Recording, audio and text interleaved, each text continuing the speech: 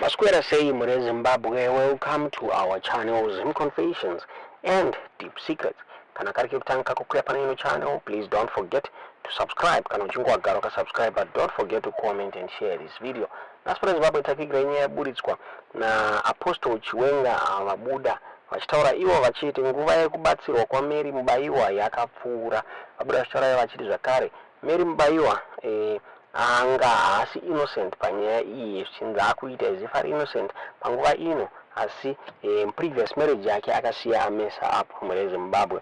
Pakabuda pachitaura pachinzi kutorera kwakaita shingikaondera, mari yake akamusiya asina chinhu, mari yanga ashandira hanziko zvino zvava kumudzokera Mary Mubaiwa asina kumirira mushe hanzi chavakanzwisa tsitsi she is not innocent paissue iyi mune Zimbabwe.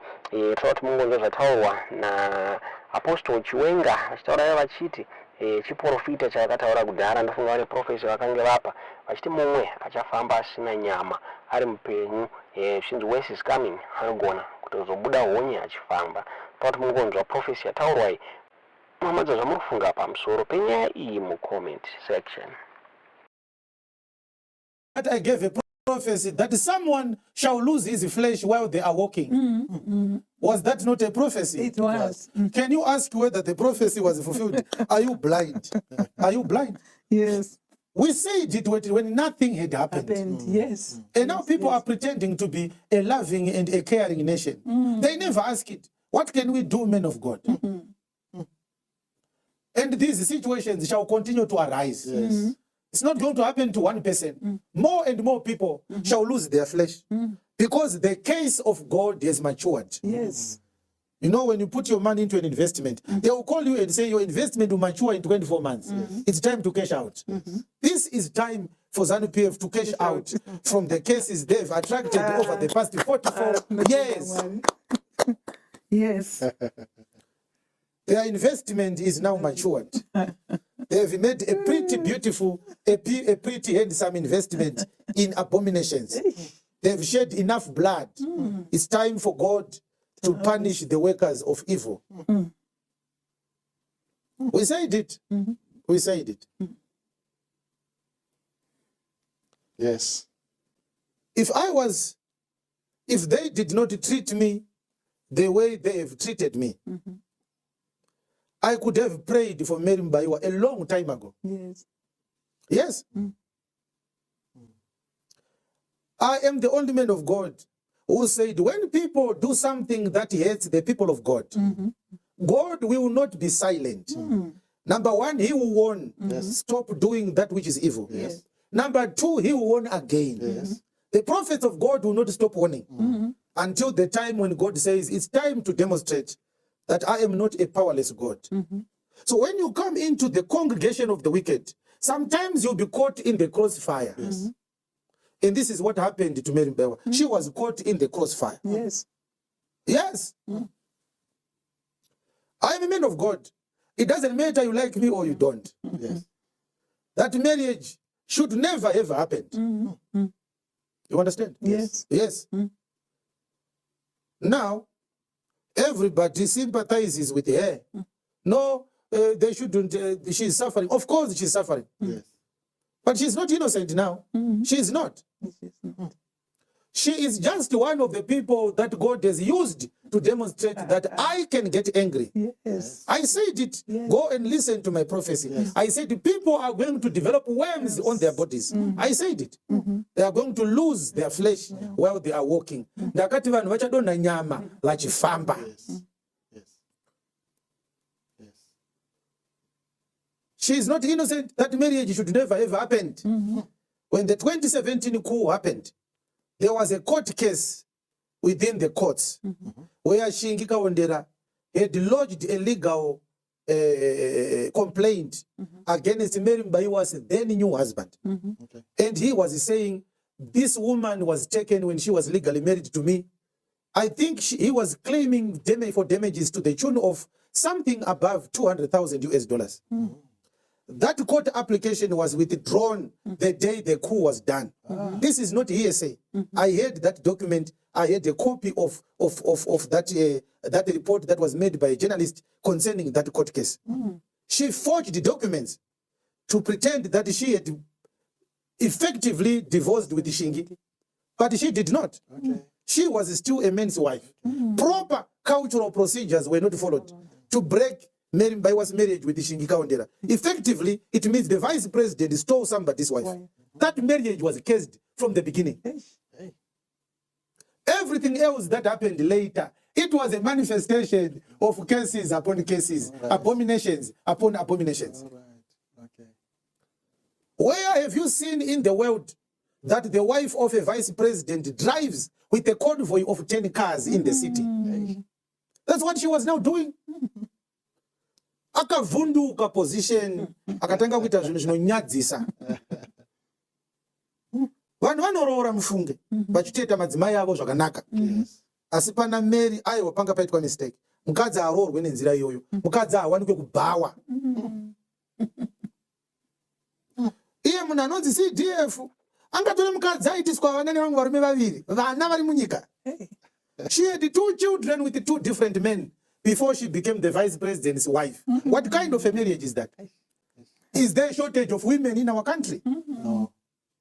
Varume vemukadzi uyu vakakuona vanoti kudii, iwe ndiwe baba wenyika. Because uyu kana akasangana, effectively, if the vice president was to meet with Shingi Kaondera, Shingi was going to say, makadi bamdiki. Ari say mukadzi wedu, ndimi munaye mazuva ano. So when we measure the wisdom of a leader, that's what we will be talking about. Shinga ifa not kufonera vice president. Kuti bamdiki kuri sei ikoko. Mukadzi wedu ari sei. Ndanzwa kuti akazvimba maoko. Ndine mushonga wandoziva. Taimbozorana achiri kunoko. Zvonyadzisa. There's no wisdom in that. That was a misfiring. It doesn't matter you like him or you don't. A leader does not take junk for a wife. You have to prove that you know what you are doing. Setting an example to the nation. How can a second lady attend the inauguration of a vice president wearing a sleeveless blouse, dancing like a drunken prostitute? This thing was cursed from the beginning.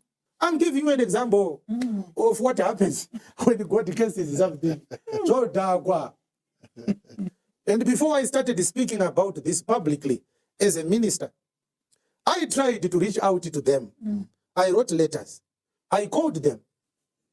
If she's going to watch this video, Mary Mbaiwa, she can't say she doesn't know me. She can't say we have never met. No, we met many times. And we had discussions where I said, you need advisement on things to do with holiness. That was a mistake. Their marriage was now and void ab initio. So it was cursed after fleecing all the money that Shingi Kaondera labored for in his football career, starting a business. And when he gets sick, you toss him like a peel of an orange. You hop onto the bed of a very powerful man, a general in the army. Do you think God is blind? So if she was going to find some restitution, some recovery, one of the instructions she was going to need was to apologize to Shingi Kaondera, to seek his forgiveness. Of course, they might call him a useless man, a nobody. But marriages are not for those that have money. God never said only rich people who get married, only powerful politicians who get married. Even the poor deserves their marriages to be respected. As a prostitute, she was supposed to not take what she did not labor for. Ivo vana Shingi vacho vakanga vaitawo mistake futi. Hakuna mwana wasingaroorwe. Bekungosiya vachingomberereka nenyika. Saka hasi innocent Shingi wacho futi. Ngatoro joki. Zvoitwa sei? Nyika yedu inofarira majoki. Mary Mbaiwa is not a wife material. Even a farm laborer cannot marry Mary Mbaiwa. It's not possible. But if you are not trained in holiness, you take what has happened today and you forget what happened yesterday. Our country has people who have wounds, who they were ill-treated by these women in their days when they had and occupied positions of power. Tine varume vakuru vanoti vakabvisa shati kumusana vakadhindikira shami izvezvi vakarohwa nemukadzi wapresident vari munyika medu vachishandisa chisimba chekuti ndiri mukadzi wapresident hamuna zvamunondiita. Tine varume izvezvi vakarohwa pavasingafanirwi kubatwa nemumwe munhu, vakarohwa ipapo nemukadzi mukuru achiti ndiri mukadzi wemukuru handibatwe. Zvino Mwari anobata wena. Yes. Ukazobatwa naMwari, nyika yese inokunzwira tsitsi. Nekuti vatadzi zvavakanakira vanokurumidza kukanganwa. Havazive kuti mazuva ako wainetsa. Mazuva ako wainetsa. Let me leave this one. I'm a man of God. I owe nobody any apology. I speak as a man of God. Amen. Amen. All right. Kune vanhu vakanaka vasingakodzere kuroorwa.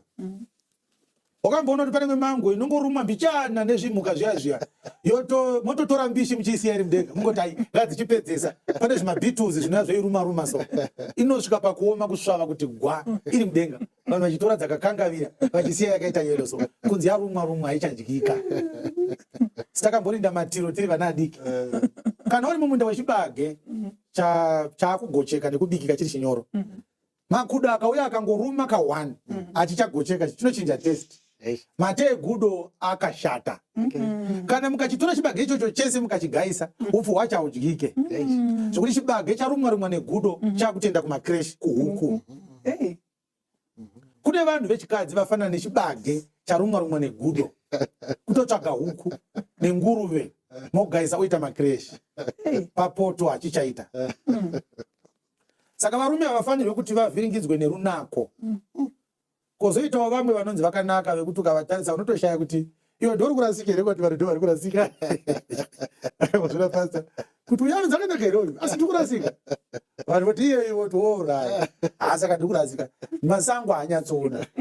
Saka kunaka kuita sei naini? Vanhu voti ndiye kunaka kwacho ikoko. Handizvozvo totenda Mwari regai ndiorara. All right. A leader must lead by examples. There was no reason, even if Mary Mubaiwa was a decent woman, the mere fact that she used to be a wife of a popular person in the nation, a popular footballer, a footballing icon. Shingi Kaondera in his prime, he was an icon in the national team. Yes. That is enough for the vice president to have not considered marrying her.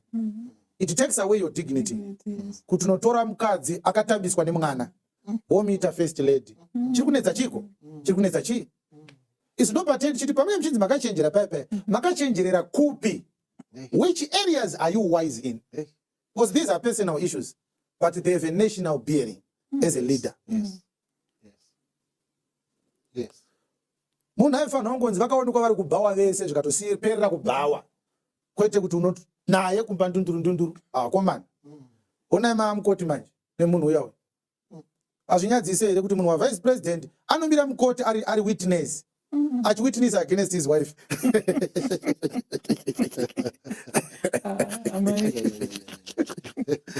Nyika meduka mumwe anopasa dhonde demo ari kubed bridge uko ari vice president futi. Aman.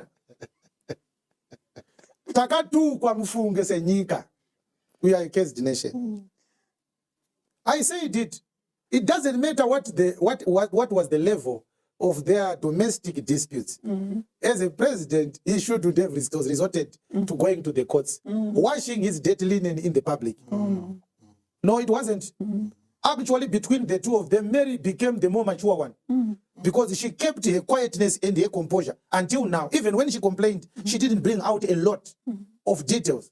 As a bitter woman who has been harassed and abused over and over again. That was a mistake. Aungati watenga imbwa wozofamba uchichema kuti iri kuhukura. Uda kuti ite sei? She behaved as a common woman. She was a common woman. What did you expect her to do? Iri kuhukura imbwa yaisi kunyarara. Ndo maitiro ayo. Yawo wakatenga mbudzi kana gwai. Imbwa inohukura. There's nothing new.